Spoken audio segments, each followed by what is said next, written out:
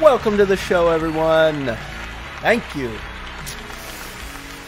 Okay. Yes. The NES Happy Hour. Back with another episode. Welcome to the channel, folks. This is Retro Gaming Adventures with Master G. The best retro gaming channel in all of YouTube. I guarantee it. All right, that's what we do here on the YouTube channel. We do nothing but retro video games, and this is the NES Happy Hour with Fitz and Master G. Fitz, of course, my producer, my director, my canine companion. I am Master G. It's my channel. It's my show. This, of course, is our flagship programming now in its 7th season, and we got a great game planned for you today. Well, I don't know if it's a great game. It's a unique game. It's interesting. This game has a very important place in video game history, especially for you fans of the fantasy genre, all you MMO fans out there, perhaps. Wizardry, that's the game. It's called Wizardry, The Proving Grounds of the Mad Overlord, and it is a really, really early sort of prototype dungeon crawler in 3 dimensions, actually. Kind of the first attempt anybody really ever made to turn a game like Dungeons and Dragons into a computer game. Kind of the first time anybody ever tried to do it was this game, Wizardry. It was released long before the NES came out. This was a port. So this game obviously came out on the PC, probably in the 80s, like early 80s, and then eventually it was ported over to the NES so you could play it on the console there. The PC version is probably a little bit better than the NES version, but both of them are unbelievably difficult to get into, so I'll tell you that. Today's show is going to be a long one, but I'll tell you what, if you like retro games, you're going to love this show. It's more than just playing through every Nintendo Entertainment System game that was ever made. That is, of course, our mission here. Might take us 43 seasons to get there, but we're going to play every single game, and we don't play emulation. These are games from my own personal collection. My boxes, my cases, my manuals. I collect the game manuals. I like to share those on the show. But we also have awesome cocktail recipes because, after all, this is the NES Happy Hour. So there's going to be an alcoholic cocktail recipe and a non-alcoholic recipe for you to mix up a drink as you play Wizardry, maybe along with me at home, or maybe, with me here on the show. Live viewing is the way to go here. All of our videos are live, completely unscripted. Anything can happen, unedited for content. So if you're watching this after the fact up on the YouTube channel, just know this is exactly how it aired live. I make it all up right on the spot. And at the end of every episode, we like to do a little bar trivia challenge where you, our live audience, get to be contestants on a game show. I scour the internet for 5 multiple choice questions, usually having something to do with the game, and you get to test your trivia knowledge. I'll put the chat up on the screen. You can shout out your answers if you're tuned in live, A, B, C, or D. See if you can go 5 for 5 on the bar trivia challenge. It's hard to do. I got to tell you, this game didn't give me too much material, so I went with game-focused trivia. So most of the questions for our bar trivia challenge at the end of today's episode are going to focus on the game itself. I'll try to give you some hints here and there throughout the show because I don't imagine too many of you have ever heard of this game. So pay attention. If you watch the whole episode, you could probably go 5 for 5 on our bar trivia challenge. I'll see what I can do. I'll see if I can sprinkle in some hints. So if all that sounds awesome to you, why don't you go ahead and click that subscribe now button and subscribe to the channel. Subscription is free here on YouTube. All you have to do is click the button. You'll also see a little bell icon there. If you click that, that will turn your notifications on so you'll never miss out when we go live. And you don't want to miss out. Our live viewers don't have to endure the commercials. You only have to watch the commercials if you tune in after the episode airs live here on our channel, Retro Gaming Adventures with Master G. All right, folks, we got some fans filtering into the chat. Looks like we got some excitement, some hype for this game. I don't know. I thought I didn't do a good job of selling it to you guys yesterday because it's a difficult game to get into. It really is.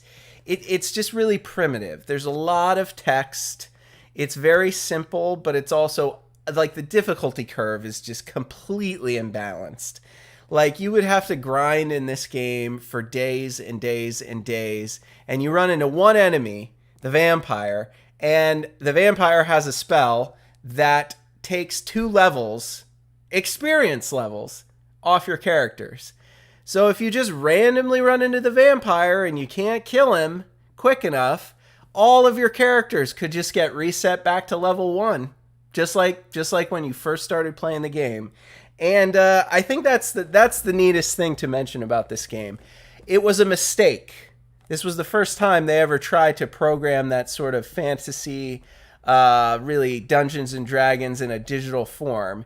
It probably was a precursor to a lot of our favorite RPGs on the NES and on all consoles that came after. Like I said, this was released before the NES console came out. But that was a mistake that they made with balancing the game, and it's a mistake I think they learned from. Every developer out there in the 80s learned from the mistake Wizardry made. You do not make any enemies in your game that can undo experience gain, because that makes for just a horrifyingly miserable experience for the player to grind it out to get a bajillion XP from killing mobs and mobs and mobs of monsters, and then randomly run into a vampire and get reset back to level 1 and have to start the game all over again. Nobody wants that. They made that mistake in Wizardry, and I think they never made that mistake again in any RPG that came after this game. So here it is. I'll read the box for you. Are you ready to step into the world of Wizardry? Unmatched by any other fantasy role-playing game, the Wizardry gaming system allows for unlimited combinations of strategies and tactics. Each quest into the maze is always fresh and interesting. There's only one dungeon in this game. It's very simple. It's a gigantic multi-leveled maze, a 3-dimensional maze. It is the maze, and that's all there is to it. At the bottom of the maze, at the very deepest part of that dungeon, is the boss of the game. You beat him, you can try again with a new party. You assemble your characters, you try to conquer the maze. That's the only objective in this game. You can imagine, once you have the maze all mapped out, you could probably run from the top of the maze to the bottom of the maze in like 5 minutes. But the problem is mapping it out, because they don't give you a map of the maze. You have to write it all down on graph paper because it's rather big. I think it's maybe like 30 squares by 50 squares each level, something huge like that. So a lot of exploring. It's the first Wizardry scenario. There were actually 8. There were 8 Wizardry games in the franchise and an MMO that came out in the 2000s. That's already been canceled because nobody liked it. Starting in the castle, you assemble 1 to 6 adventurers to explore the magic and mystery of the 10-level 3D maze. Your characters may be one of 5 races and 8 professions, each with strengths and weaknesses. Under your command, brawny warriors, frail magi's, pious clerics, and nimble thieves accumulate experience and treasure. As your characters gain experience, they develop greater capabilities to become even better adventurers, allowing them to venture deeper into the maze. But be wary, the treacherous maze has some tricks and traps of its own. Hundreds of monsters, many with magical powers equal to your own, pits, chutes, rotating rooms, teleporters, special one-of-a-kind surprises, and much more will keep you on your toes for many hours of fun. May luck and good fortune be your companions. And that is Wizardry for the NES. It's a crazy game, folks. I'm going to tell you all about it. The manual is going to be very exciting. This is one of the most interesting game manuals that we featured on the show, but it's also very long. I told you this is going to be a long episode, guys. So settle in. It's time for those cocktail recipes. This, of course, the Dungeon Crawl, named after today's game. Believe it or not, this game has, I believe, the distinction of being the very first RPG to feature a multi-character party. That's right, the earliest example of assembling more than one characters and playing as a group of adventurers that you've assembled, that you pick and choose. This was the first time they ever attempted something like that, so that's some distinction there. In honor of that, we're calling our alcoholic cocktail the Dungeon Crawl, and it's basically just a flight of 4 wines. We're going to have 4 adventurers. I'm only going to take 4 characters into the maze with me. So in honor of those 4 characters, I'm going to have a nice Merlot, a nice Rosé, a nice Pinot Grigio, and a little bit of champagne. Try to do this without spilling it. In case you're thinking I'm lying to you, I am not. I have my wine flight on my little serving board here with all 4 flavors of my wine to drink on today's show. So cheers. We'll start with a little champagne toast, perhaps. I think I'm just going to name my characters after the wine, and then maybe when one of them dies in today's show, I'll do a toast and finish it for them. So that's going to be your alcoholic cocktail of the day. I know it's not quite a cocktail, but for a game this long and this grindy, I think you need something special to drink if you're going to play this during your NES happy hour after work or school. So cheers, folks. Looking forward to that, but I'm gonna keep it over there so I don't accidentally knock the whole thing onto my couch. As we always say here on the show, Fitz and Master G do not condone of underage drinking of any kind. So please do not pour yourself a couple glasses of wine. Instead, we have a really fun cocktail for you guys. This is a completely non-alcoholic mocktail. We call it the Dragon's Breath. I think you're going to like this one. Whether or not any of you are daring enough to mix yourself up one Dragon's Breath cocktail, that's another matter. Here's how you do it. You want to get yourself a glass. You want to fill it up with ice. You want to pour in 6 ounces of lemon lime soft drink. You probably have some left over from the other mocktails earlier in the week. And then you want to get some limeade. Not lemonade, limeade. I suppose you can use lemonade if you don't have limeade. That would make a good substitution. But here's what makes the Dragon's Breath the Dragon's Breath. After you have your lemon lime soft drink and your limeade all mixed up in your glass full of ice, you're going to want to put a shake of hot sauce right on top. And then you want to drink that, and it'll give you a nice Dragon's Breath. Huh? You guys like it? I don't think any of you are going to try it. I'm certainly not going to try it. I'm going to be drinking my dungeon crawl flights of wine sampling here on the show. But if you would like to, if you are daring enough to accept the challenge of the Dragon's Breath, consider mixing yourself up one of these non-alcoholic mocktails. No booze in it of any kind. Anybody can mix it up. It's fun to make. I don't know if it's fun to drink. You'll have to tell me. But this way, everybody's got something to drink along with me on the show. So, folks, I hope you enjoyed our cocktail recipes for today's episode. Cheers. Let's get to the manual. All right, there it is. Wizardry manual. I'm actually going to pull mine out because this is one of those larger format booklets. I have one that's in pretty mint condition here, and it's going to be a little easier for me to read through this with you. So I hope you guys are ready for this game manual. I told you it's a big one.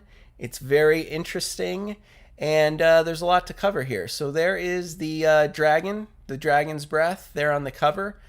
I guess that's the Mad Overlord. I'm not sure. I don't know too many people who have ever made it to the end of this game. It's probably not impossible, but it probably takes a sadistic type of person to sit down and grind all the way to the end of this game. It's a game made by Surtech. Well, it's not made by Surtech Software. It's actually made by a gentleman named Andrew. I believe Andrew Greenberg was his name. Andy Greenberg? Is that right?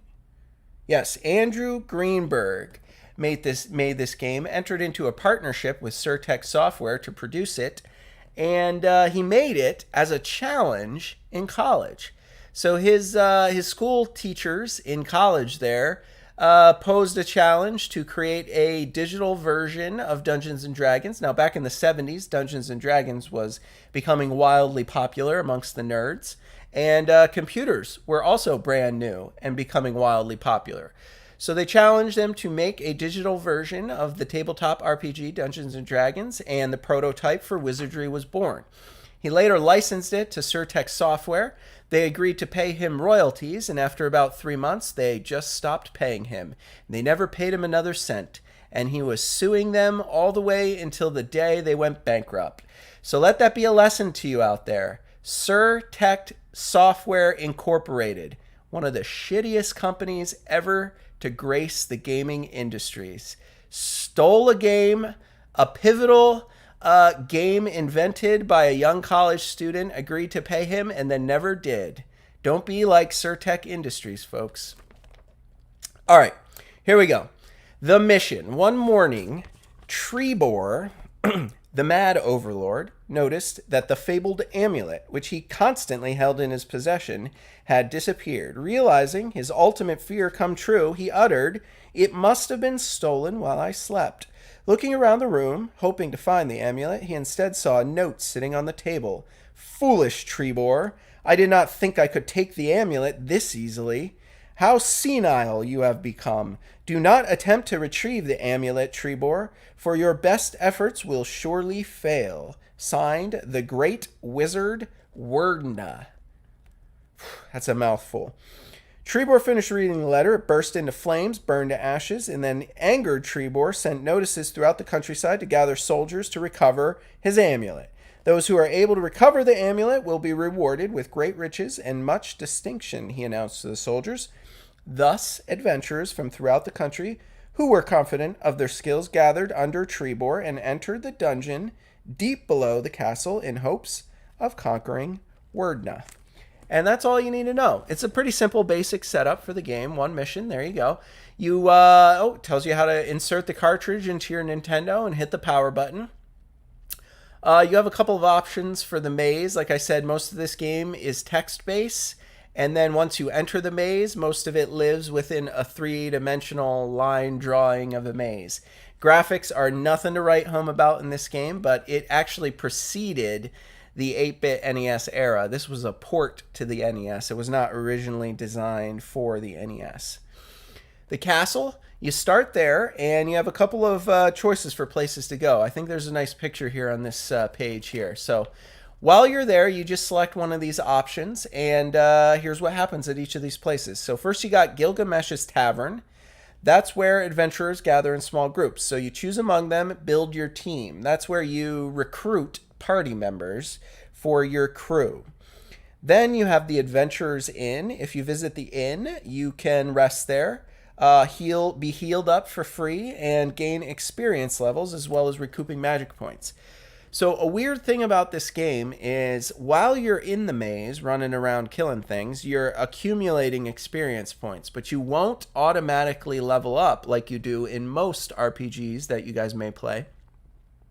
You have to actually carry your experience points out of the maze and back to the Adventurers Inn, where they are essentially redeemed for levels. So that's kind of how it works. Another early design for a computer RPG, a video game RPG that didn't really stick. It wasn't a good game mechanic. It's much better to just level up while you're out in the field conquering monsters and accumulating your XP. But in this game, you actually have to go back to the town in order to acquire the levels that you've earned in the maze by collecting experience points. Then you have the Temple of Cant.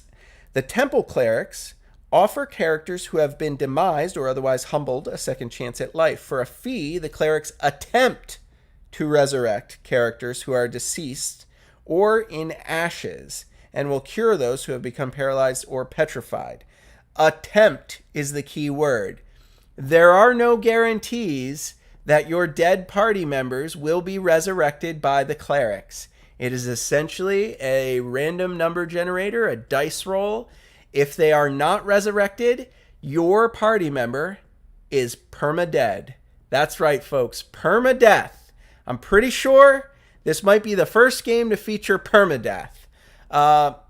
Another just maddeningly difficult element in this early RPG game. The idea that your characters could die, you could take them back to the town to be resurrected, the clerics could fail, and that character is gone forever. Back to the tavern, recruit another level 1 nobody, and start grinding it out again. That's how it works. Then you have Boltax Trading Post. That's where you buy your weapons and armor, upgrade your gear. Pretty basic, right? Also removes curses from different items and can identify unknown items. So sometimes you'll acquire items And you'll have to take them back to Boltec to study them, to tell you what attributes or magical qualities those items you acquire in the maze might have. The edge of town leads you out of the castle to the training grounds, where you create your characters into the maze where all the adventuring takes place. So, once you go to the training grounds, you have to create your characters for your adventure. If you would like to get a taste of the dungeon right away, you'll find 6 characters there waiting for you that were already created in Gilgamesh's tavern. Assemble the party at the tavern. After creating the characters, a party is assembled in the tavern. You should have 6 in your party, as any less often spells disaster for you and your troop. To get a good balance of characters for combat and adventure, little hint for you. Gather 3 characters of the fighting variety, either fighters, samurais, or lords, 2 magic users, a cleric, a mage, or a wizard, and 1 thief. In fact, in this game, the only characters that can effectively unlock doors and open chests are the thieves. And unfortunately, the thief class can do literally nothing else. Like, 1 hit will kill the thief, he can't fight, he can't heal, he can't do spells, but he unlocks doors and chests, and that's pretty much why you have to have a thief, but he will never provide any value for your crew in this particular game. A poorly designed class, if you ask me. Buying weapons and armor, that should be pretty self-explanatory. And then, of course, you have to adventure into the maze. So you create your characters in the training grounds. They also start with a small allowance of gold. All right. If you use the pre-created 6 characters that the game provides for you, they already have their necessary armor and weapons, so you can kind of just jump right in. A lot of the fun of this game, I think, is customizing your party. Whether or not we go through the trouble, I think I'm going to try today on the show, because I kind of want to show you what it's like. It's very text-based, it's very number crunchy, and if you really love like old school D&D, you'll probably love this game. If you're not into that, you definitely will not enjoy Wizardry, Proving Grounds of the Mad Overlord.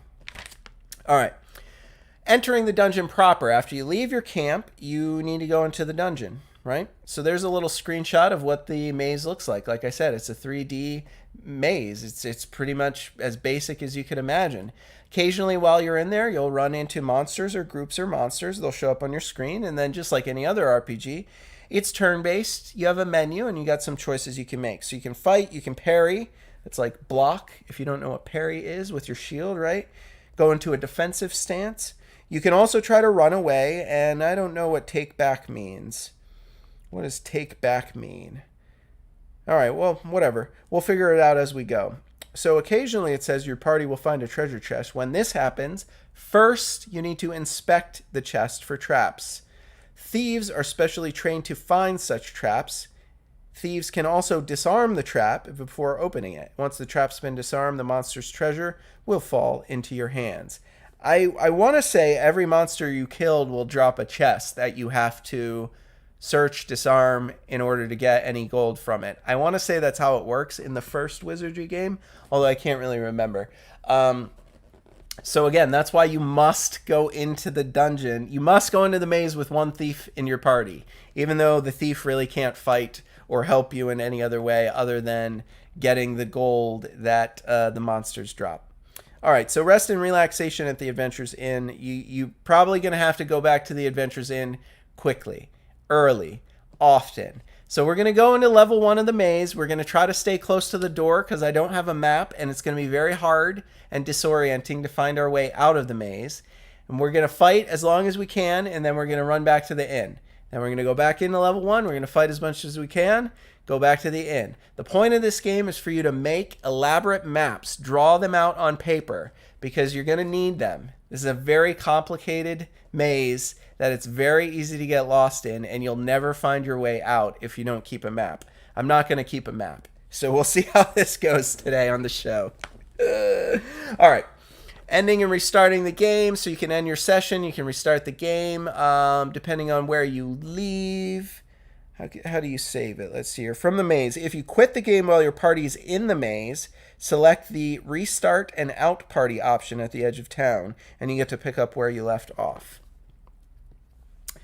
All right. Controller. Boom.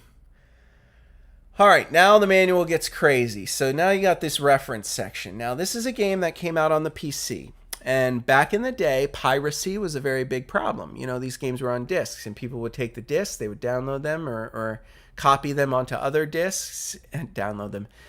They would copy them onto other discs, and then they would share them with your friends. So what they tried to do to prevent people from sharing games back in the 80s was they designed the game in such a way that you really had to have the manual. And one of the interesting things I think about at least the PC version of this game is that all the spells have random weird names, and you have to type them in order to cast them. It's not just heal, H-E-A-L is heal. It's some ridiculous eight-letter nonsense, and that's what you have to type in if you want to cast the spell. If you don't have the manual, you would have no idea what any of the myriad of spells are in this game. Therefore, you really wouldn't ever be able to cast a spell. So you really needed the manual that came with the game in order to do that. That's one way they prevented piracy, or the one way they tried to prevent piracy. So there's the character creation screen at the training grounds. There are your character races. You have 5 races you can choose from. Humans are average. They excel at nothing. They have no particular faults except a lack of piety. Drunkards, perhaps. I don't know. Humans. You got elves. They're intelligent and they are pious, but they are not very robust. They're excellent spellcasters. You got dwarves. They're strong and hardy. They can become the best fighters in your party. You got gnomes. They're pious. They're very agile. They make excellent clerics, healers in this game. You got yourself some hobbits. Hobbits are agile. They are extremely lucky and can become superb thieves. So I think we're going to do a thief hobbit. I think we'll do a gnome cleric. I think we'll do a dwarf fighter. And I think maybe an elven mage or wizard, I guess they call it in this game. Then you have to determine your character's alignment, so they can be good, neutral, or evil. I'm not sure what advantages or disadvantages there are, but I'm sure the game has built-in differences depending on how good or evil your particular characters are. They might be more successful at rolling certain things or less successful at other things. Then, once you determine your character's race, you have to select your character's profession. So, yeah, so that's where you pick, well, I guess the professions are on the next page. You do have to assign points to their different attributes, like strength, like IQ. Obviously, you want your mages to have high IQ, your fighters to have high strength. Piety, it influences the cleric's ability to cast, like, healing spells. You got vitality, that is basically determining your hit points. You got agility, that determines your speed, and it also helps your thieves disarm traps. You need high agility for your thief characters, but I guess it determines who goes first when you run into a fight. Whoever has the highest agility goes first. It's like, it's like rolling initiative in Dungeons and Dragons. And then you have luck, and that comes to your character's aid in many mysterious ways. Now, there are minimum required statistics, and you would not know what they were if you didn't have this manual. So you'd be assembling characters that were completely useless because you didn't give them enough strength points or enough piety points to do anything. A fighter needs strength of 11, all right? Once you've distributed the bonus points, selected your class, you're asked to confirm you want to keep the character. You have choices for the class. They can be fighters. They can be mages. All right, mages obviously low hit points, but powerful spells. Fighters, high hit points, good attack. They can't use spells. You got your clerics, the healers. You got your thieves, necessary in this game in order to open doors and chests and acquire gold from the monsters you destroy. You got your wizards. Wizards are combination clerics and mages. So they're essentially like the red mage, right? The red mage class. They have some healing spells, some attacking spells, but they're not particularly strong at either. They must have at least 12 IQ and 12 piety in order to be a wizard. So you also have your samurais. Those are combination fighters and mage. Again, they're fantastic warriors. They can use most of the weapons and armor. Hit points tend to be the highest for your samurais. Now, at the 4th level, they slowly start to learn mage spells. So they're not going to be as powerful as a true mage, but eventually they will get to learn mage spells. Then you got your lord, combination of fighter and cleric. This is like the paladin class, if you're familiar with the paladins in RPG tropes. And then the ninja, a bizarre class added to this game that I don't think really fits, but ninjas in this game are OP. Vastly, vastly overpowered.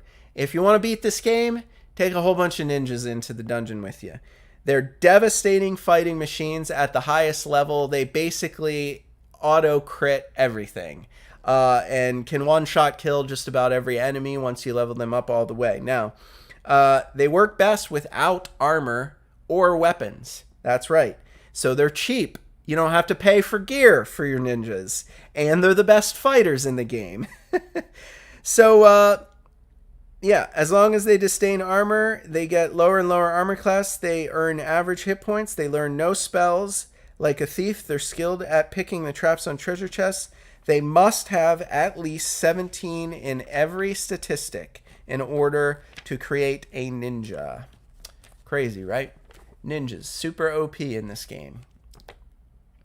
All right, so this is the menu. It's very text-based. I think, you're just going to have to study the manual. I don't want to get too much into it because I want to play this game at some point on today's show. Your age, your character's age. That's right, they age. So they will get older the longer you play, and the older they get, the less effective they will be. After age 50, your character will just start to die. That's right. So you're on a timer. You can't grind forever. You have to be successful. You have to not run into any vampires. You have to get super freaking lucky as you're grinding for 20 hours, 30 hours, 40 hours, 50 hours, trying to beat this game. You also have to be extraordinarily lucky. That's why I don't know if anybody's ever beaten this game, because it's just stupid difficulty. It's completely imbalanced. Your characters begin with a small amount of gold, but obviously you get gold. As you level up, you get armor class, you get hit points. After a certain point, you can change classes to a different career. So that's kind of what you have to do, I think, with a ninja. You have to train up like a fighter, mage, whatever. And then after you acquire enough levels, you distribute your experience points into your different attributes, get them all up to 17. You have the option to switch classes to the ninja. And that's basically what you're going to have to do for all your characters if you want to have any chance of beating this game. Whatever you start out with, fine. Once you level them all up to whatever they are, you need to convert them all to ninjas. I don't think there's any other way to beat this game, if I'm being honest. All right. In Gilgamesh's Tavern, that's where all this happens. Name changes, class changes, deleting characters, all that nonsense. Then you got healing at the Adventurers Inn. The Temple of Cant is where you can get resurrected.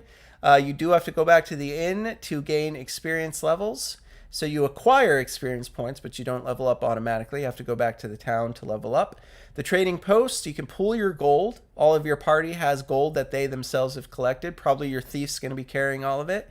But you can buy and sell different armor and stuff, uncursed, identify things at the edge of town. That's basically where you go enter the maze.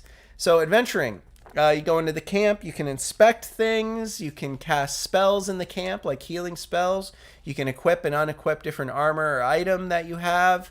You can reorder the marching order of your party. So you put your fighters out in front, your clerics in the back, that sort of thing. And enter the maze proper.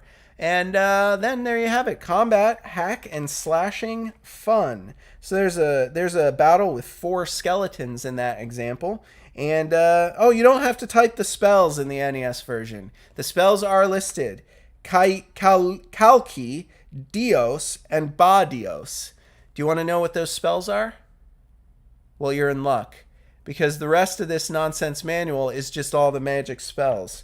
So, it's just going to list out what all the spells do, the mage spells. Halido is a little fireball. Mogref is like a shield, body iron. It's the translation of Mogref. So it reduces the spellcaster's armor class by 2 points. Reduces? Maybe that means increases. I don't know. Catino, translated bad air. It's a combat spell. It affects a group of monsters. It's like an area of effect spell, I think. Dumapic is clarity. It gets you insight into your party's position in the maze, the exact displacement from the stairs leading to the castle and the direction you are currently facing. So that spell will actually help you figure out where the heck you are in this ridiculous 3D maze. Level 2 mage spells, Dilto, Sopic, Mahalito is the big fire, Molito is a spark, like an electricity spell, Moralist is a fear spell, Dalto is a blizzard, and Lahalito is a torch. Industrial strength version of Mahalito, the biggest fireball you could ever throw in. Oh, not the biggest fireball. There's more spells. There's more mage spells. Mammerless, terror. Machinito, deadly air, a better area of effect air spell. The Frost King, another combat spell. 8 to 64 points of ice damage. Level 6 mage spells, you got Lacanito, a vacuum. It defeats all members in a group if they breathe the air. Insta-kill. Probably a low probability of success on that one. Zilwan, dispel, that's a common spell. Masapik is a crystal. It translates to crystal. I guess it makes you invisible. Makes your whole party invisible. Transparent. Haman translates to beg. It's an unusual spell. Allows the caster to beg the gods for aid.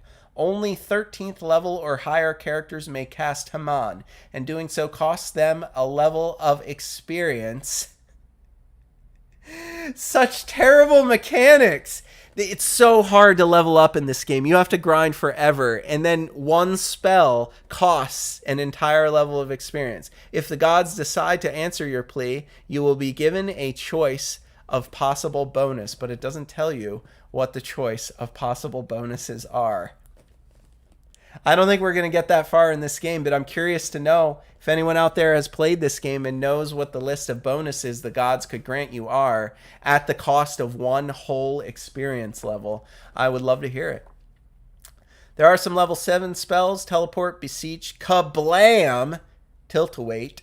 And then you got your cleric spells, all your healings, your blessings, your harms, your light spells, your shield spells, your zeal makes you stronger, more defensive.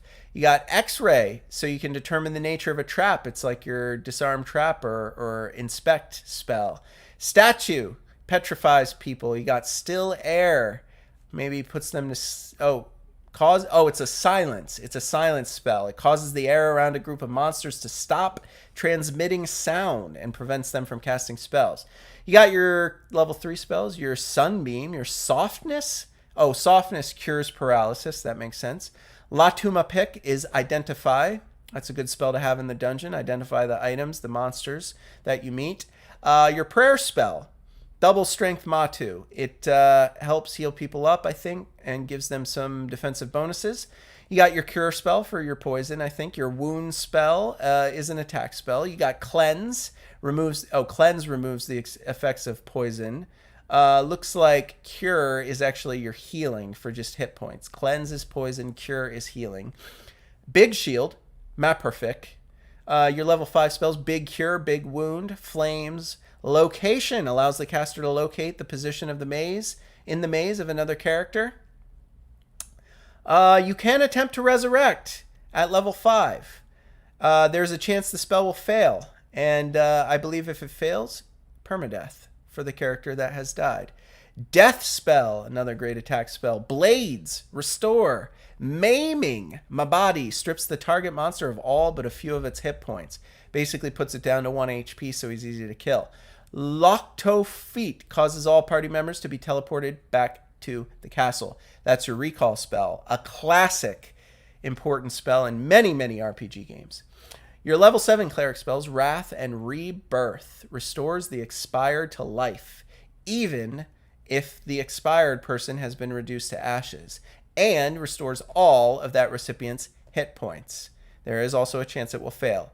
If a character in ashes fails to be resurrected, he or she will be lost forever. Permadeath. Okay, questions and answers at the end. How do I know if there's a trap? Inspect it, yada, yada, yada. What happens if I die quickly? Don't suck at the game. Is there a way to avoid getting hit by crits? No, there is not. It's hard, folks, but don't worry. They'll send you a very special textbook, which is even thicker and bigger than this guidebook, for the low, low price of only $5 US. California residents add 6.5% sales tax. $2 postage and handling per book, and allow 4 to 6 8 weeks for delivery. Was not redeemed by the previous owner of my game manual. I'm going to have to keep this out because I think we're going to have to reference it later, folks. But that's it. That's the end of it.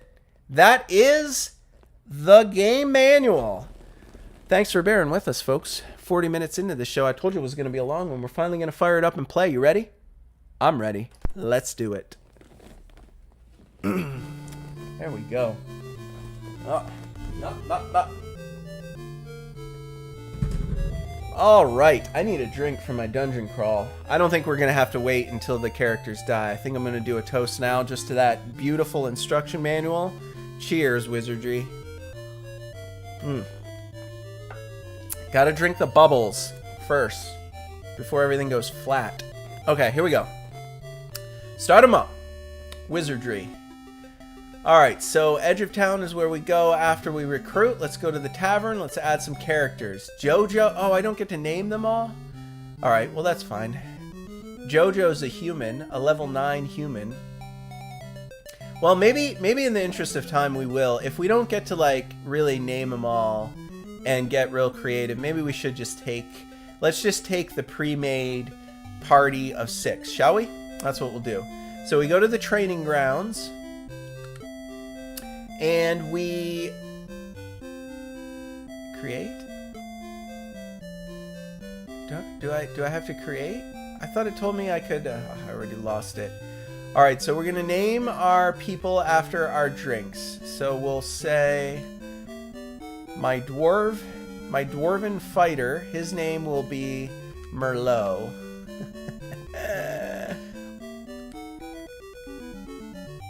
How do we do it? Yeah. Merlot. Create the character, yes. Oh my goodness. No, this is going to take too long. No, it's not. We got to do it.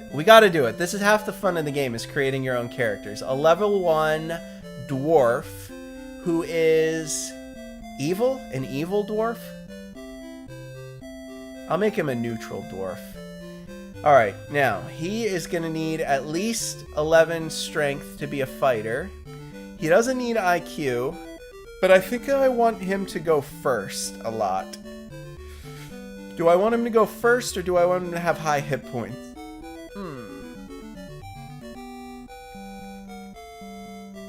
Something like that, maybe?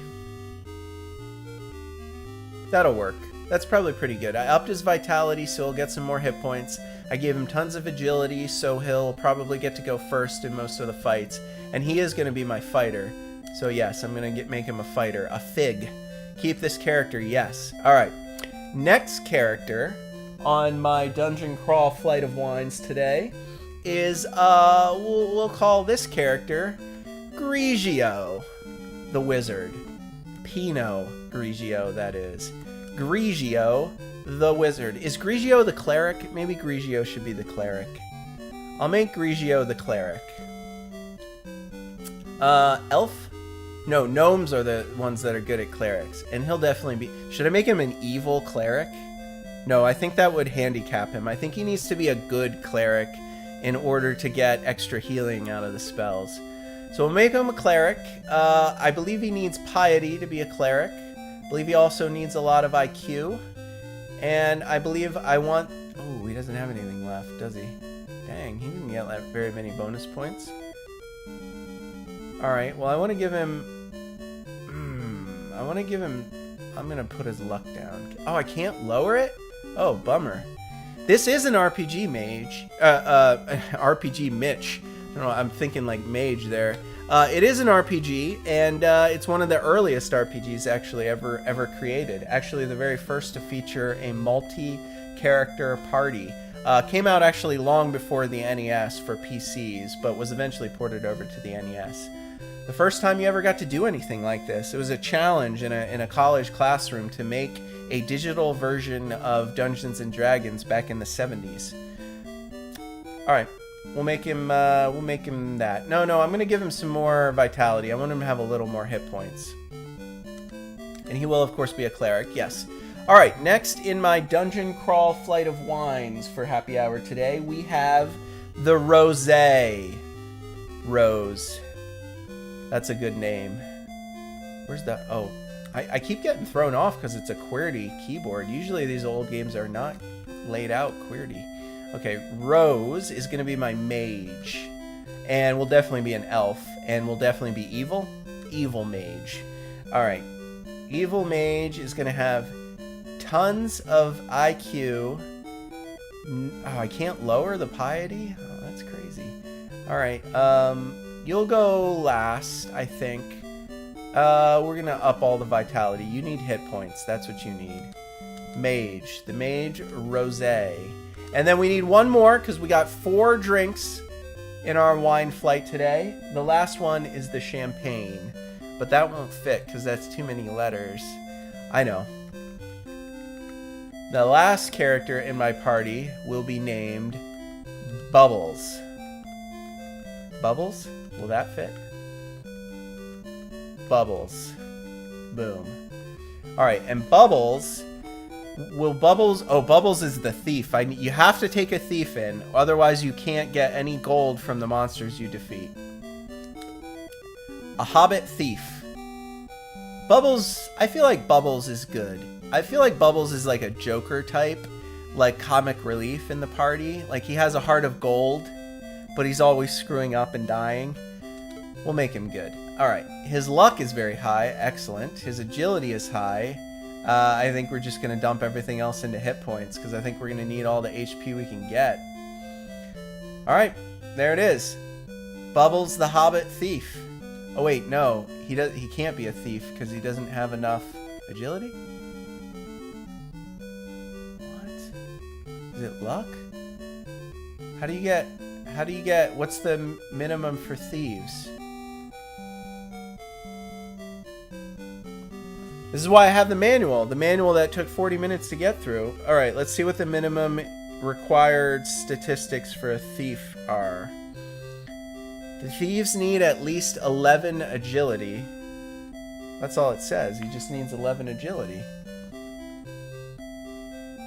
Well, I think he needs... What?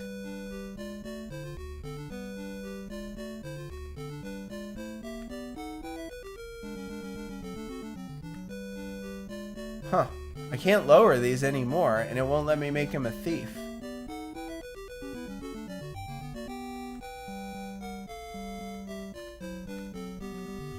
Interesting.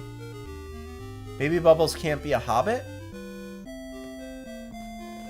I'm very confused now. Why won't it let me make him a thief? I thought hobbits were supposed to be like really good at being thieves. Where was that?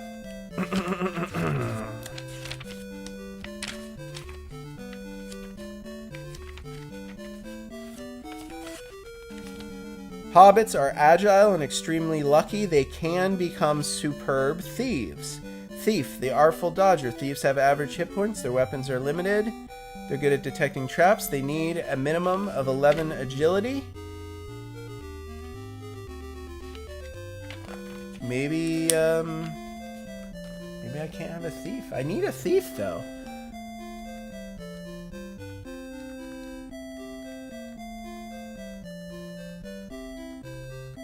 Alright. Strength. Can make him a fighter. What if I dump all the bonus points into IQ? I can make him a mage. What if I dump all the bonus points into piety? I can make him a cleric. Oh, is it because he's good? It's because he's good. It's because I made him good that he can't be a... That's why he can't be a thief. He can't be good and be a thief, right? Alright, so we're just going to have to... We're just going to have to select it and then dump it. Alright, that's what it is. That must be it. That's the only explanation for why it wouldn't let me make Bubbles a thief. Oops. Going too fast now.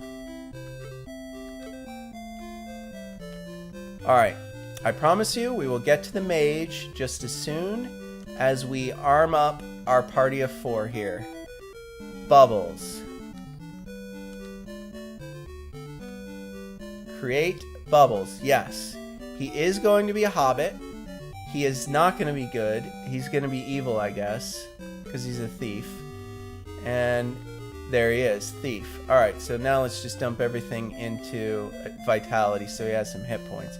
Actually, no, I'm gonna go crazy here, and I'm just gonna go crazy luck and agility, and see what that gets us. Keep this character. All right, we're done. We're done. We got them all. All right, now we got to go to the trading post. Oh no, we got to go to the tavern first. We have to add our party. So we have Merlot, Grigio. Oh yeah, we got them all. Boom. Oh, I have to take 2 more? No, I don't have to take 2 more. Where are my others?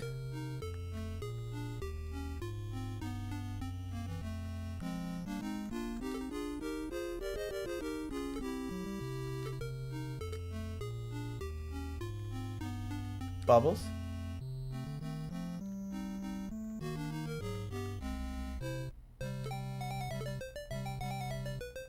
Why won't it let me take all 4? I'm very confused by this. All right. I guess we'll leave Grigio out. Who should we leave out? It's not letting me take more than 3 in for some reason. All right. Cheers, Bubbles. I guess we're going with 3 then.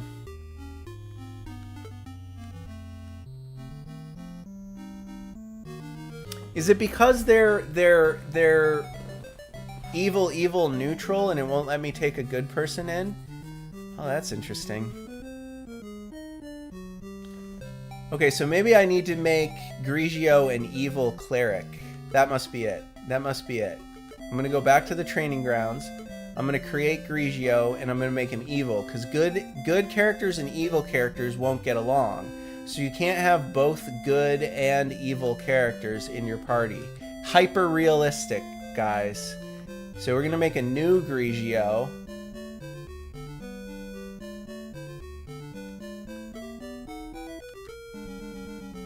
Why didn't it work? Wait, hold on. Inspect? Grigio? Can I change him? Alright, delete Grigio. Grigio was the gnome. I just need to make him evil. Grigio. Grigio, the evil cleric gnome. Gnome? Neutral. You can't have an evil cleric, right? I don't know. Piety. Wait, you can't have an evil cleric. Alright, fine. We'll just take a mage. He'll just make him a mage. We're not going to have any clerics, though. Because I can't. That's weird. That's weird that, like, you can't balance a party. Because if they're all good, nobody can be a thief. If they're all bad, nobody can be a cleric. So you either don't get a cleric or you don't get a thief. I'm going in with a thief. What other classes? Maybe I can make this a fighter gnome. Maybe like a fighter mage combo class. There we go. I'll make him a mage, but he's a good fighter. All right. That was wild. That was wild. All right, let's go ahead and add him then.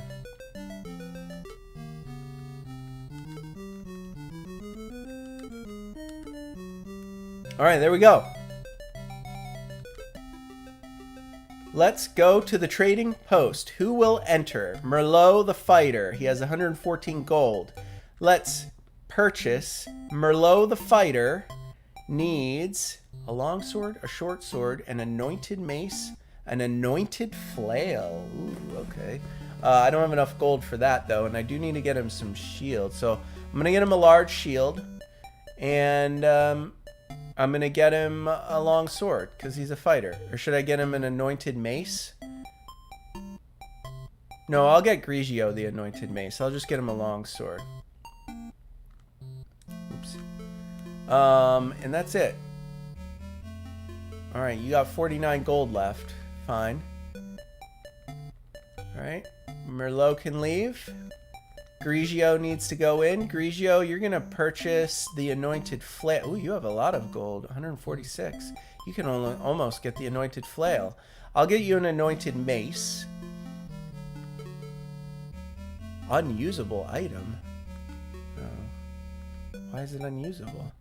Oh, because he's a mage. He's not a fighter. So, okay, so I guess he's got to wield a staff, and that's it.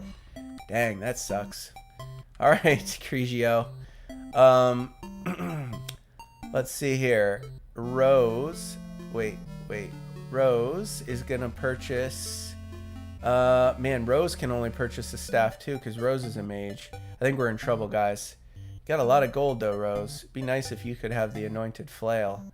Maybe we can pool the gold and get Merlot some better stuff. And a thief who also probably can't wield anything good. Oh, at least you can have a shield. So we'll get the thief a small shield. And we'll get the thief a short sword. Right? Because this is a no? No. Get him... Oh, there's another page? Oh my god, there's another page. Alright, so we got to go back and get everyone armed. Oh my god, there's tons of pages. Look at this. Alright.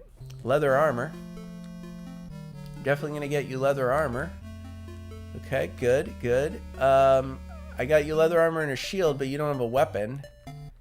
We gotta get you a dagger or something. Short sword, I guess. We'll get you a dagger. No, we'll get you a short sword. You need a short sword. Alright, so I think Bubbles is all set. Great. Bubbles is done. Now, Rose and Grigio need armor. So let's get Rose and Grigio some magic armor now that I know it's possible to scroll. Robes. Oh, that's it? Really? Just robes?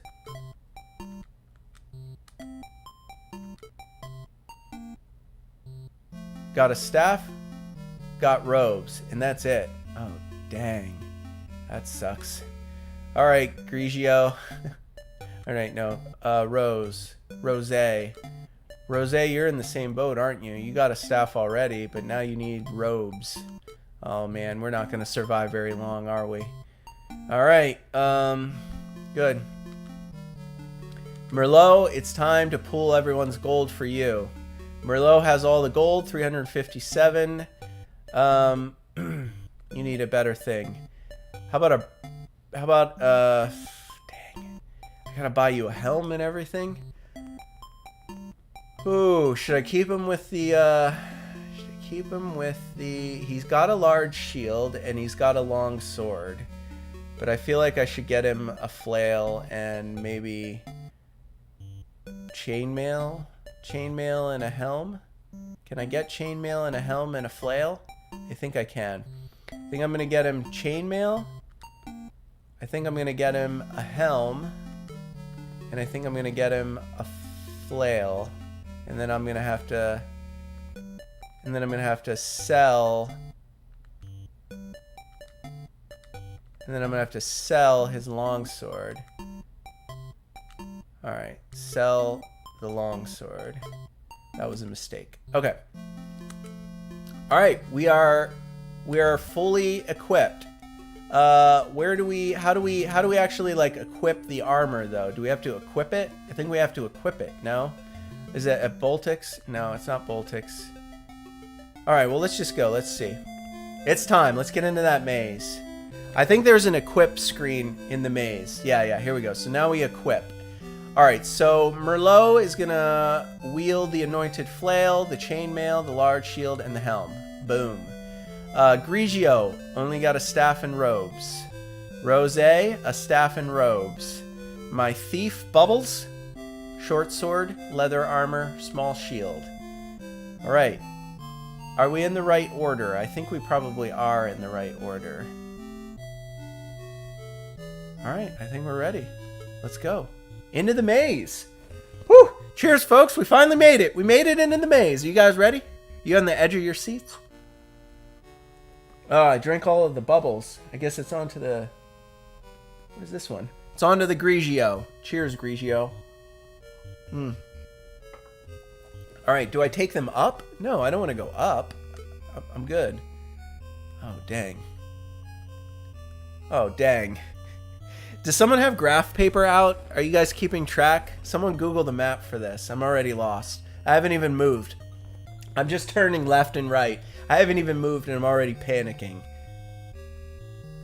We're just going to be running around until we all die. That's what's going to happen. Oh my god.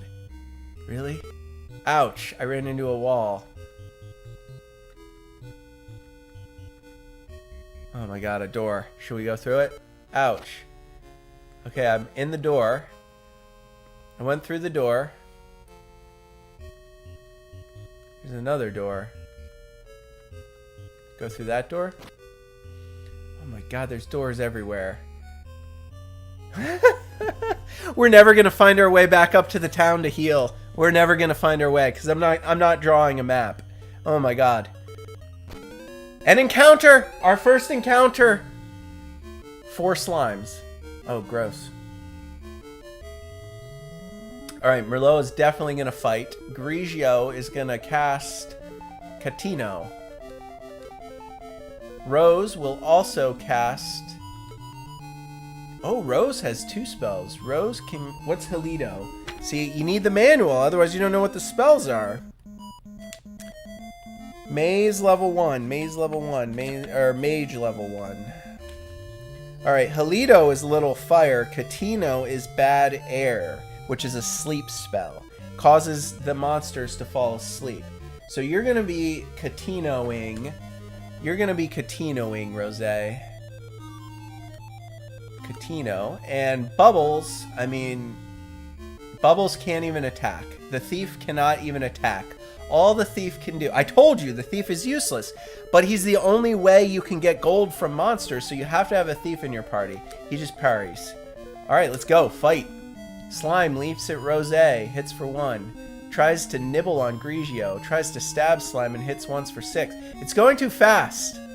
I'm not pushing buttons. Oh, the sleep spell didn't really work, did it?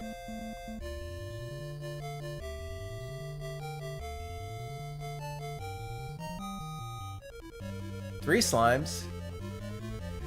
I went fast. I couldn't even read what was happening. I just triggered all the events and it just goes. Alright, well, where are my hit points? Does Grigio have 2 hit points? And Rose has 2 hit points? Oh my god. Alright, Merlot, you gotta fight. Grigio, you gotta... Tino? Oh man. Alright, you're gonna fight with your staff. You're gonna have to Halido. And Bubbles is gonna just parry. Alright, let's do it. Merlot thrusts violently and hits for 4 damage. Rose kills a slime with the fireball spell. 8 damage, slime is killed. Alright, we just need to fight. We need to stop screwing around with the spells. See, this is what I mean. The monsters, they don't drop gold. They drop chests that must be inspected and disarmed, which is why you have to have a thief in your party. Otherwise, you'll never get any gold. And the thief can't attack, so he's otherwise completely useless. Alright, let's inspect it. Bubbles, my resident thief. It's an exploding box. Excellent. Disarm it. Bubbles, my amazing thief. Disarm it. It's an exploding box. I already know because I inspected it. Could be a stunner. Could be a stunner, Bubbles. Or a teleporter. I wonder it just jumps you to a different part in the maze. Alright, well I do know it's an exploding box. And I disarmed it. So each survivor gets 22 gold pieces. Did we get experience? Oh, I can put that away with the start button. Okay. No, B. Alright. Oh no, another encounter. 5 small humanoids. Oh god. We're all gonna get killed here. Fight. Grigio, you are going to cast... Should we try to put him to sleep? Why not? Try to put him to sleep. Oh, we're out of magic points already. A level 1 Grigio has 0 magic points. Cast magic spell. Nope. I guess we're fighting. Can you cast a spell? Nope, you're out of magic points as well. So our mages are fighting. And Bubbles is just parrying. The parry. Violently thrusts and misses. Charges and misses. Small humanoid bites me twice for 4 damage. Leaps and hits once for 2 damage. Tries to gnaw Grigio and misses. Chews Rosé and misses. Oh my... Merlot is killed! My only fighter is dead. Run. Very... Oh my god, another encounter. 5 small humanoids. Run!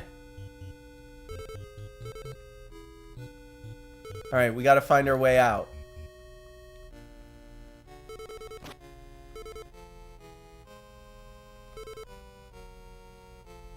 Oh, that's the way down. A large sign on the wall reads, "Area out of bounds." Guys, I gotta find my way out of here. My fighter's dead already.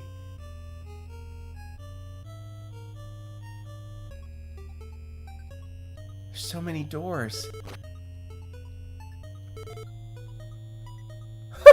What? Oh my god, my fighter's dead. Oh no, there is a gem-encrusted statue of a hooded man here. A golden light emanates from the hood. In front of the statue is an altar in which pungent incense is burning. Will you... Yeah, I'll search. A friendly group of unseen entities. A friendly group? Intriguing. Do I fight them or do I leave? I'll leave, because they're friendly.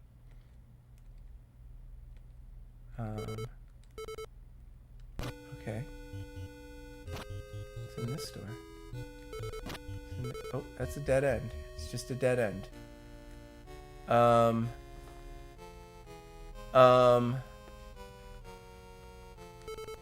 Where's the door at? Oh my god.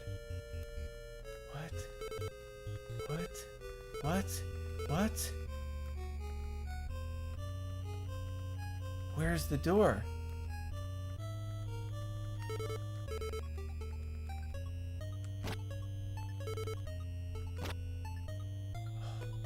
What is this, like a trap room?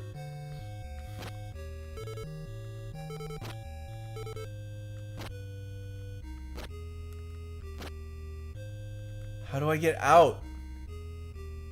In this room is a statue of a monster with the body of a chicken.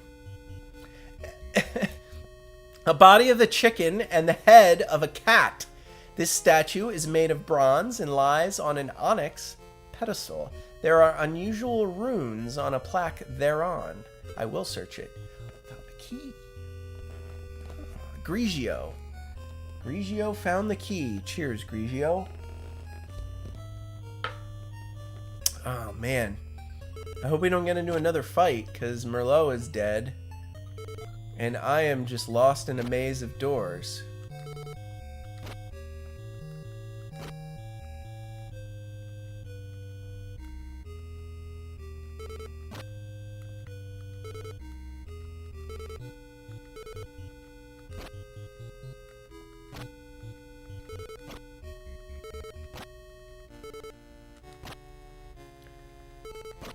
The maze, folks. The maze is real. Oh, we're out of the maze. Was someone making a map? Are we back to the exit? Uh-oh. It's dark. Guys, it's dark. Oh, you're kidding me. I can't see over here? I have to go through a dark section?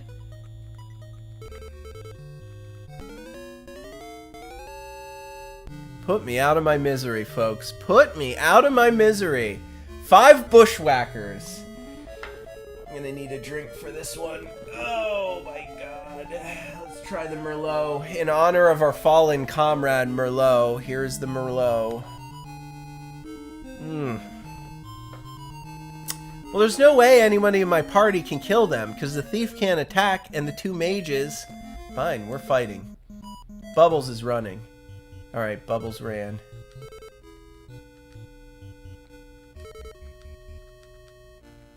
I'm moving. Every time it flashes, I'm moving. But I can't see anything. Alright, what are my options? Can I Can I search? Found no one. Can I leave?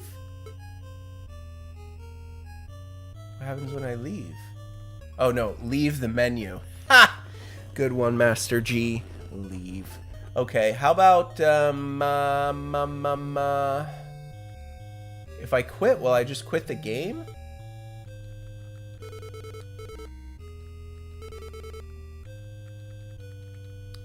Well, I mean, I think we're gonna have to just like make our last stand. I'm just like feeling around in the dark here. Running into... Oh.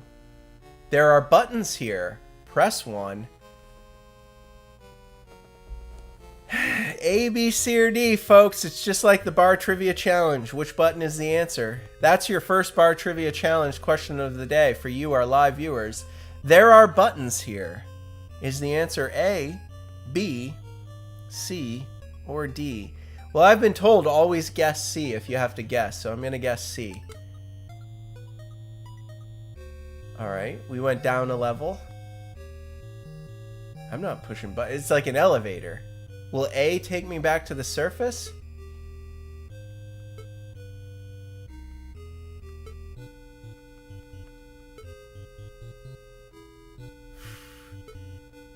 I just want to get back to the town to revive Merlot and add a couple more fighters to my party, since the mages are pretty useless at level 1. Alright, no, let's just go down. Let's make our last stand. I'm going all the way down. A sign on the door reads, Testing Ground Control Center. Authorized personnel only. Do not enter. Do not enter. Of course I'm entering. Suddenly, a loud alarm bell can be heard. Then the bells stop and are replaced by the sounds of guardian monsters. Here I think we'll make our last stand. Should I go through this door? Ouch. Ouch. An encounter. A friendly group of animals. I'm gonna fight them. Cats. Ugh, cats. Fight the cats. Bubbles charges. An animal tries to nibble on you and misses.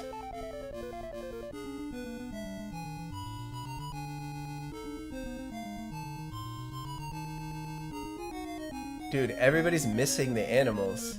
The animals are very hard to hit, guys. They're very, tough. But they also can't bite us, either. Uh-oh, Rose got killed by an animal. Oh no, Rose. Rose killed. Oh, we're gonna have to toast to Rose in just a minute. I'm gonna get taken out by animals. This is how this is gonna end. This is how my life ends in Wizardry on the NES Happy Hour. A bunch of animals gnaw me to death in the dungeon. I guess we better just run. Go the other way. I surprised the monsters! Oh my god. 2 gas dragons and 4 flies? We are so dead. Let's fight the flies. Maybe we can kill a fly. Bubbles! Can Bubbles fight? Bubbles is going... Bubbles has a heart of gold. I love Bubbles. Bubbles is going right at the gas dragons, making his final stand. Grigio attempts to hit a fly and misses. Bubbles attempts to hit a gas dragon and misses. Grigio, get those flies. Bubbles, get that gas dragon. Let's do it. Catino. Grigio did not fall asleep. Oh, Bubbles, you fell asleep. Bubbles. Cheers, Bubbles. You're done, buddy. Grigio is killed. Bubbles is killed. Fire-breathing dragons. Ooh.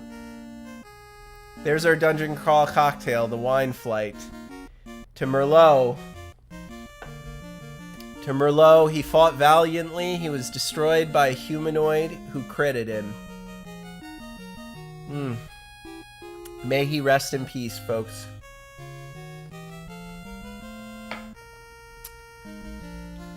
Bubbles, I already drank you. Grigio, I already got you as well. Rosé is the last one left. Rosé, it's been real, but I think it's over. Back to the start to attempt the maze again. And that's Wizardry, folks. I don't know, what'd you guys think? Think it's an interesting game? I told you it's brutally, brutally difficult. You must draw a map on graph paper. You must get into a single fight, either run away or take it out if it's a slime, and then go right back to the town. Then go back into the maze. 2 fights, back to the town, back into the maze. 3 fights, back to the town, back into the maze. Like, the grind in this game is real, folks. Is it not? I don't know. It's still kind of fun, though. I had fun playing, and we didn't even really get that far.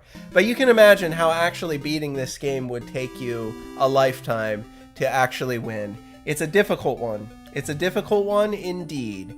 But that's all we're going to play for that one today. Because it's time for our Bar Trivia Challenge Wizardry Edition here on the NES Happy Hour with Fitz and Master G. You're right, Adrian. It is a hard one to follow. You really have to be a die-hard Dungeons and Dragons fan. If you play Dungeons and Dragons, I don't think you would, that type of person would not think this game was very hard to follow. It would make sense to you. If you play Dungeons and Dragons a lot, it feels very much like a Dungeons and Dragons game. There's a lot of calculations and rolls and text and puzzles to solve, and it's just walking around blindly on a maze that you drew on paper. That's basically what Dungeons and Dragons is. So if you're a big D&D fan, you might really enjoy Wizardry for the NES. If you're not, I don't know, consider it. Consider it. I would be pretty satisfied if I was ever one day able to beat this game. I would be very proud of that. But there's no time for that because we're doing Bar Trivia Challenge now. From now on, our chats will appear above me in the box. If you've never played our Bar Trivia Challenge before, this is the segment of the show where you get to play along at home. I will ask you 5 multiple choice questions. This will be your warm-up question. I will give you choices A, B, C, or D, and you will shout out your answers in the chat. A, B, C, or D. Now, sometimes on our Bar Trivia Challenge, we like to go in different directions. We like to get creative. Yesterday's Bar Trivia Challenge was loads of fun. If you missed it, you've got to check it out. We played Rebus puzzles in honor of our game of the day, Classic Concentration. What a great Bar Trivia Challenge yesterday was. Today, we're back to the standard multiple choice, A, B, C, or D. These questions will be all about the game itself. Which of the following races is available to players when assembling their party in Wizardry, the game we played today? Can you be an A, orc, B, dragon, C, goblin, or D, hobbit? Those are your choices. Which of the following races is available to players when assembling their party in Wizardry? I'll put 10 seconds on the clock. The clock starts now. What do you think?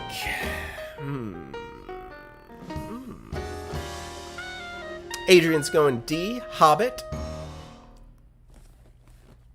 I'll get the instruction manual out and tell you all about the correct answer in just a moment. Anybody else care to venture a guess? Or is Adrian the only one playing the Bar Trivia Challenge Wizardry Edition? Adrian, you might be the only one. I don't know if Mitch is still with us. Mitch usually plays. Rasa, are you out there? You want to play the Bar Trivia Challenge? I will reveal the answer in 3, 2, 1. D is correct, Adrian. Hobbit. Of course, the Hobbit is agile and extremely lucky. They can become superb thieves in the game of Wizardry. All right, that's your warm-up question. You ready for question number 2? I'm ready. Let's move on. Question number 2. Andrew Greenberg created the prototype for Wizardry after a college challenge to create a computerized version of which game? Was it A, All the King's Men, B, Dungeons and Dragons, C, Vector, or D, Sorcerer? Those are your choices. Andrew Greenberg created the prototype for this game we played today after a college challenge to create a computerized version of one of the following games. Those are your choices. A, B, C, or D. You have 10 seconds. Clock starts now.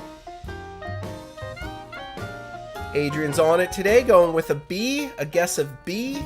If anybody else is out there and you want to chime in, it's not too late. Let's hear those guesses. Pop them in the chat.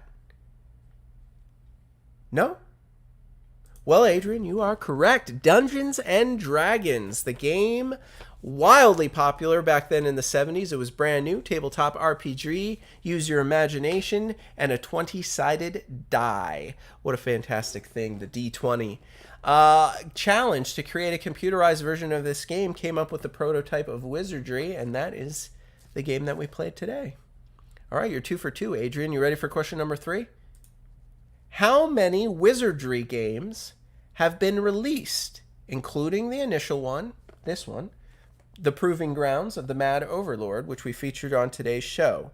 This game was the first installment in the series, Wizardry, The Proving Grounds of the Mad Overlord. How many Wizardry games have been released in the series?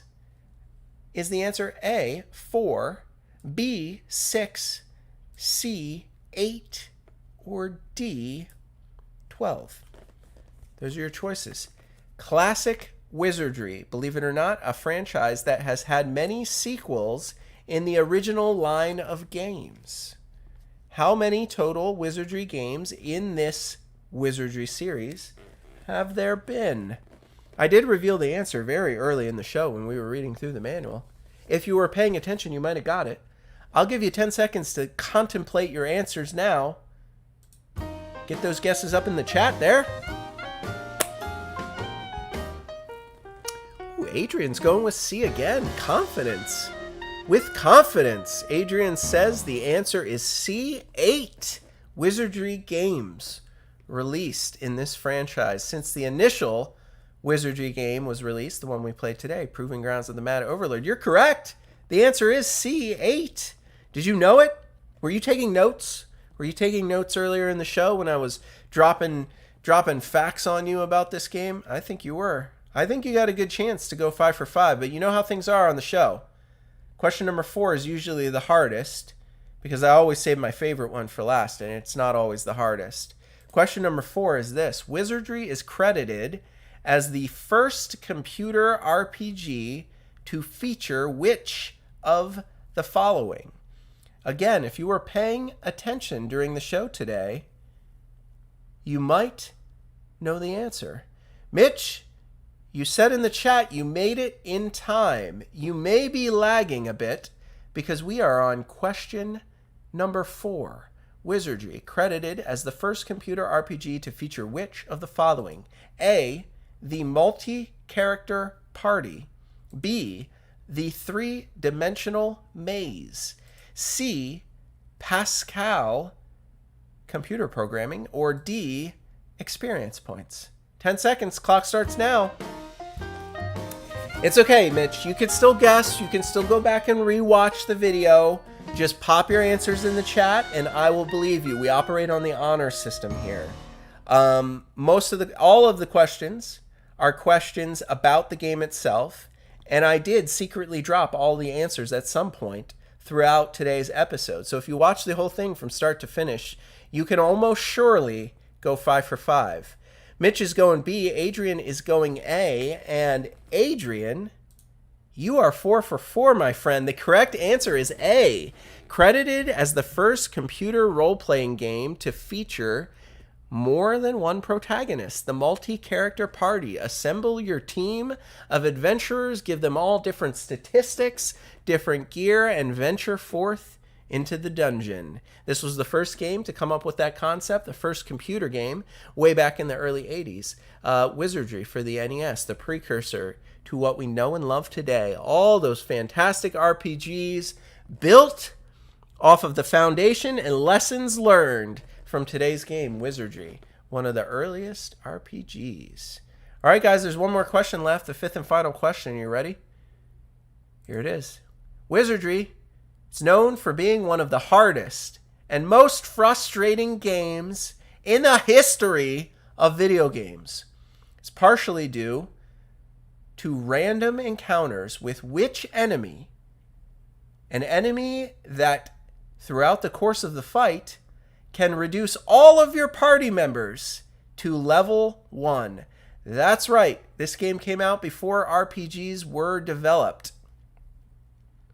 They were still working out how to balance a role-playing game. And in this game, later on in the lower levels of the maze, they designed an enemy, and they gave the enemy a skill, a spell that the enemy casts. I don't know if it's a spell or a skill, but it's an action that this particular enemy casts.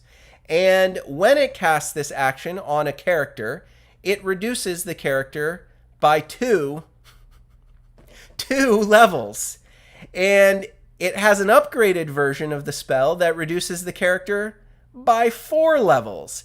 So if you're locked in battle with a group of these enemies for 6 or 7 turns, and they keep casting this particular spell, and it keeps succeeding, it can actually reduce every single character in your party from level 47, which took you 86 hours to grind to, all the way back to level 1, and you essentially have to start over the entire game from the beginning.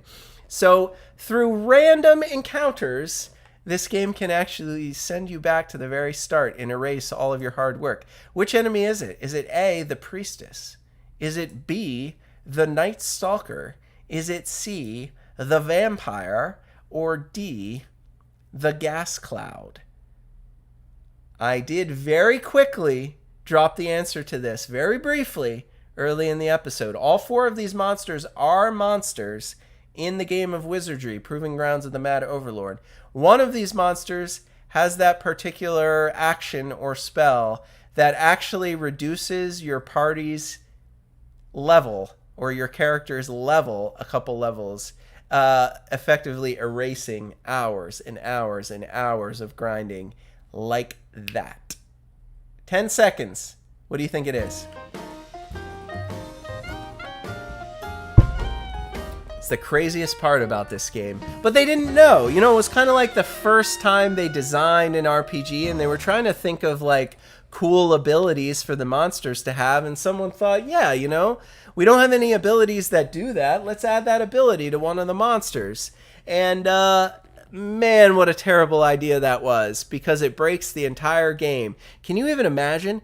Like, if I had played this game on the computer and I had been playing it for 40 or 50 hours, I got everyone all the way up to like level 30 or whatever the highest level in the game is, and then I just happened to run into one of these monsters and I couldn't run away before it cast all those spells. Like maybe you run into 12 of them at a time and they all cast the spell and you can't run away, and everyone in your party is reduced back to 1. I would pick up my keyboard, I would smash it in half, and then I would punch my fist through my computer screen. Adrian's guessing A, Mitch is guessing B. The correct answer is C, the Vampire. That's right. The Vampire in this game does not steal your hit points. The Vampire in this game steals your experience points. Why? I don't know. What a terrible idea it was, and thank God every single RPG that was ever developed after Wizardry came out in the early 80s had the common sense to not give any of the monsters the ability to leech experience points, to take them away from your characters, because it completely breaks the entire game. And it is a well-known feature of Wizardry, the game that we played today. You guys performed admirably. 4 out of 5, Adrian. Well done, my friend. That, of course, the Wizardry edition of the Bar Trivia Challenge here on the NES Happy Hour with Fitz and Master G. Boom!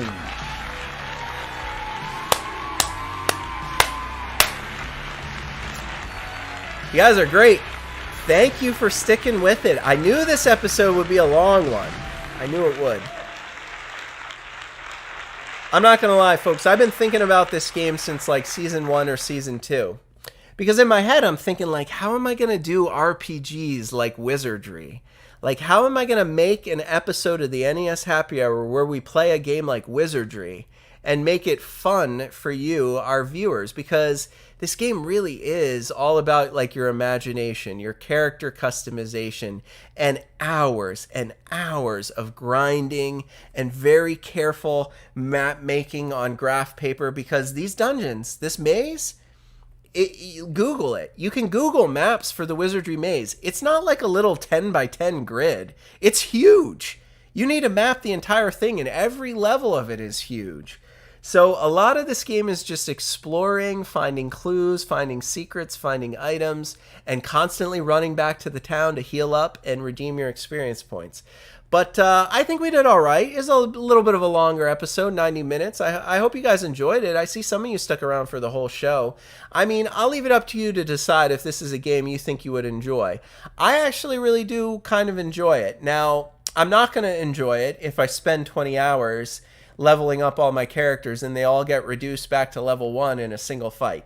That will be the last time I ever play this game, but thankfully that has never happened to me before. This is a game that I will probably pick up again, and I will probably see if I can make a map of the entire first level dungeon. I want to know how big it is. I want to go into it with that 1980s mentality. I'm going to draw my own map. I'm going to customize my own characters. I'm going to play it like we played it back in the early 80s, before there was the internet to tell you all the secrets and to tell you all what to do. So thank you for tuning in. I really appreciate your support, and that's going to be it for today's episode. But we are going to be back tomorrow for another fun episode of the NES Happy Hour with Fitz and Master G. Tomorrow is our Friday episode, and you guys, you fans of the show out there, you know how Friday episodes go. We always save the turds for Friday. I don't think this game is a turd, but certainly some people think it's a turd. Tomorrow's game that we're going to test out is Harlem Globetrotters, a basketball game for the NES. A basketball game actually developed by GameTech. GameTech, I love GameTech games. GameTech designs virtually every single one of the game show games that we play on the show. And you guys know I love the game show games. For whatever reason, GameTech also tried their hand at a sports game, and they designed the game Harlem Globetrotters. I've heard it's not very good, but I've never played it before. So like we always do on our Friday episodes, we reserve our judgment. We will be playing this game for the very first time tomorrow on the show, and we'll decide together. Is it a hidden gem or is it a total turd? So tune in, because the gameplay is going to be fun, and we will have some great cocktails. We will have a fantastic bar trivia challenge all about the history and fun facts about the Harlem Globetrotters. So study up tonight and get ready for that bar trivia challenge on tomorrow's Friday episode of the NES Happy Hour. And the last thing I want to say to you all is thank you for tuning in. If this is your first time watching the episode, I would strongly encourage you to subscribe right now before you do anything else. Do not forget, there should be a little icon down there in the lower right corner of the video. It says subscribe now in neon lights. Click on that. Click on subscribe. You see that little bell icon? Flip your notifications on. That way your phone will get a little alert every time we go live, and we usually do go live with retro gaming fun every single day of the week. That's right, Monday through Friday, we usually like to stream all of our content on the channel. Retro Gaming Adventures is live, unscripted, unedited for content. You can find our mystery unboxing specials, our Mystery Box Madness series. We also play through PC games on PC Pandemonium. And of course, if this is your first episode, this is Season 7 of the NES Happy Hour. That means there are 120 other episodes that you need to get caught up on right now. Season 1 through Season 6. If you missed it, they're all up there on the YouTube channel. Go check them out. Give me the thumbs up. Leave me a comment. Let me know what you think of all the games. I love replying to every one of your comments, and I thank you for all your support. You guys have been absolutely fantastic. You make this so much fun for me, but I got to go eat some dinner, so I am signing off. Have a great night, and we'll see you all tomorrow.